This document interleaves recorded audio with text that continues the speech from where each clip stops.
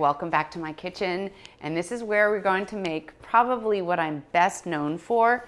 They're called Ruth's Barely Baked Chocolate Chip Cookies, and they're in the cookbook actually on page 105.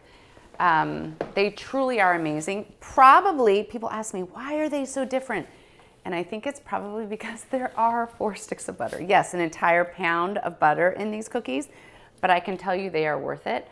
I make these for everything, and the key is, and I'll show you this before we even start, you take a freezer bag, and when you're finished and you have frozen balls, which I'll show you, you store these in your freezer.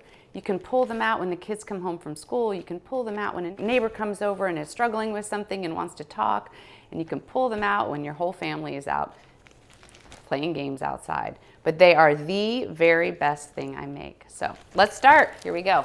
Here's what you do. I started with 4 sticks of butter. Now I melted it in the microwave. It's almost complete. It is pretty much completely melted, but not totally.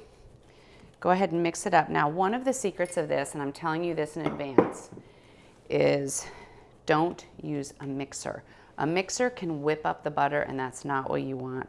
These are so soft, and they're called barely baked for a reason, because they really are barely baked. I take them out before they're completely done. Okay, after you have the butter pretty much just mixed up, you're going to take 2½ cups of light brown sugar, drop that in there, keep mixing it a little bit. You're going to take 1 cup of white granulated sugar, drizzle that in. This is so easy, and I'm telling you, when you've got them frozen in your freezer, here we go, vanilla, 2 tablespoons of vanilla. I'll be totally honest, I usually don't even use a measuring. I am not a perfect measurer. There we go, 2 tablespoons. Keep mixing that, and now we've got 3 eggs, and we're using our fresh eggs from our chickens that we got up this morning. As we're gonna add 1.5 teaspoons of salt. You can use any kind of salt, but I use a kosher salt. And 1.5 teaspoons of baking soda. Add that. All right, keep mixing. Here we go.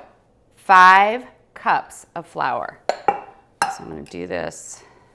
All right, add the 5 cups. Now again, all this gets done by hand.